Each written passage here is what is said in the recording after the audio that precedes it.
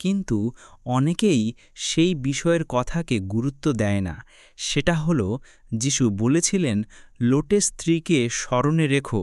মাত্র ৩টি শব্দ, কিন্তু এর গুরুত্ব অনেক বেশি। লোটের স্ত্রীকে স্মরণে রেখো।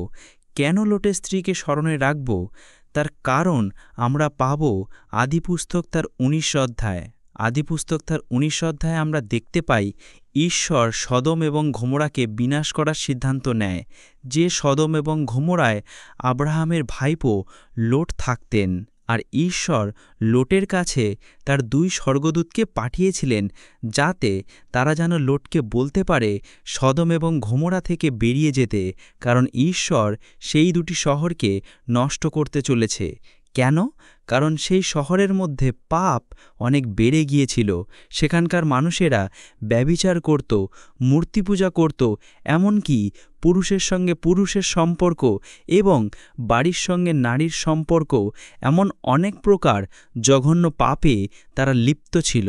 কিন্তু ঈশ্বর জানতেন সেই শহরে লোট ও তার পরিবারও থাকে, আর তাই তিনি তাদেরকে রক্ষা করার জন্য ২ জন স্বর্গদূতকে পাঠান। স্বর্গদূতেরা লোটকে বলে, তাড়াতাড়ি এই শহর থেকে বেরিয়ে আসো, না হলে এই শহরে মারা পড়বে। কিন্তু তারা ইতস্তত করতে থাকেন।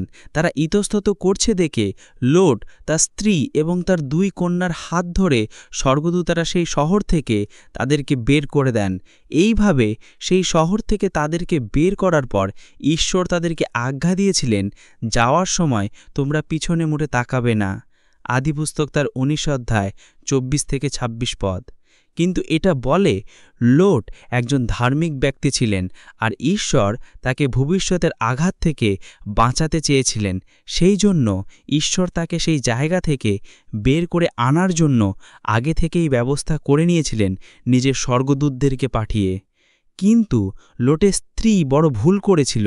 ঈশ্বর বলেছিলেন পিছনে ঘুরে দেখবে না, আর সে সেটাই করেছিল যেটা করতে ঈশ্বর মানা করেছিলেন। সে পিছনে ঘুরে দেখেছিল এবং ঈশ্বরের আজ্ঞাকে অমান্য করেছিল, আর তার পরিণাম হল সে নুনের স্তম্ভ হয়ে গিয়েছিল, সে মারা গিয়েছিল। ঈশ্বর কেন সদম এবং গমোরাকে নষ্ট করে দিয়েছিলেন?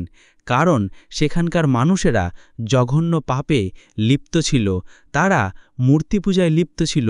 তাছাড়া পুরুষের সাথে পুরুষ এবং নারীর সাথে নারীর সম্পর্ক স্থাপন করত, তারা ব্যভিচার করত, ভুল সম্পর্ক তাদের মধ্যে ভরে গিয়েছিল, আর এটা ঈশ্বরের চোখে এক জঘন্য পাপ।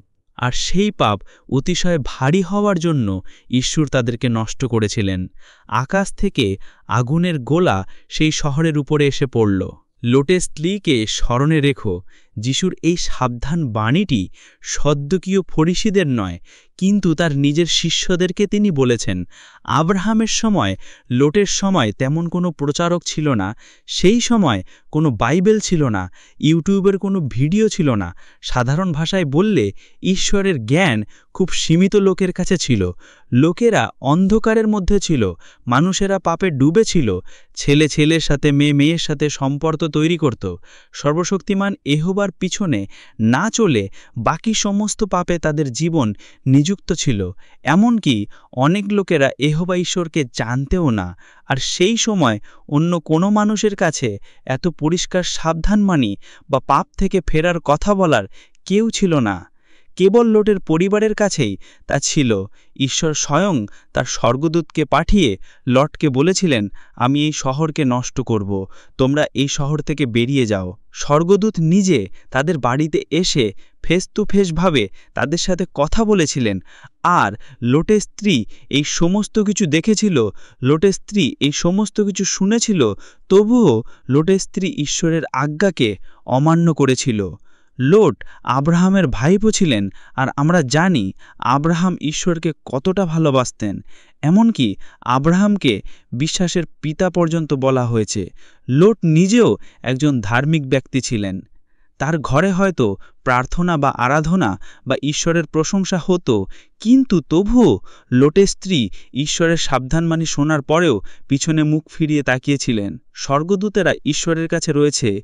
যিশু বলেছিলেন, তুমি যদি আমাকে ভালোবাসো তাহলে আমার আজ্ঞা সকল পালন করব। ঈশ্বরের আজ্ঞাকে অমান্য করাই হলো পাপ।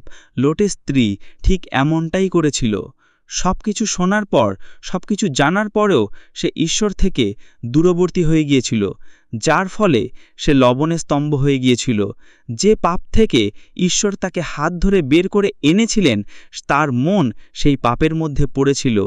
তার শরীর তো সেই শহর থেকে বেরিয়েছিল, কিন্তু তার মন সেই শহরের মধ্যেই পড়েছিল। আমরা এলিয়া নবীর বিষয় জানি। পুরনো নিয়মে এলিয়া নবীর এক শিষ্য ছিল যার নাম ইলিশা, আর ইলিশার কাছে এলিয়া নবীর থেকে দ্বিগুণ বেশি শক্তি ছিল, আর তিনি ঈশ্বরের কাছে খুব স্পেশাল এবং গুরুত্বপূর্ণ। কারণ সময় শেষে সব ধরনের বাধা বিপত্তি উঠিয়ে গিয়ে আমাদেরকে সরু পথ দিয়ে ঈশ্বরের কাছে যেতে হবে। ঈশ্বরের বাক্য বলে যে শেষ পর্যন্ত স্থির থাকবে সেই পরিত্রাণ পাবেন। কিন্তু বর্তমান দিনে বহু বিশ্বাসী তাদের বিশ্বাসকে হারাচ্ছেন। তারা ঈশ্বর থেকে দূরবর্তী হয়ে যাচ্ছেন। মদ্যপানে, ব্যভিচারে, অভিলাষায়, পার্টি করায়, অর্থলোভে আসক্ত হয়ে পড়েছে। ঈশ্বরকে হালকাভাবে নিচ্ছেন। তাই বাইবেল বলে এর ফল হলো মৃত্যু, অনন্তকালের মৃত্যু। লোটের স্ত্রী যেমন করেছিল, আমরা যেমন তেমন না করি। ঈশ্বর যে পাপ থেকে আমাদেরকে বের করে এনেছে, সেই পাপে আমরা যেন ফিরে না যাই।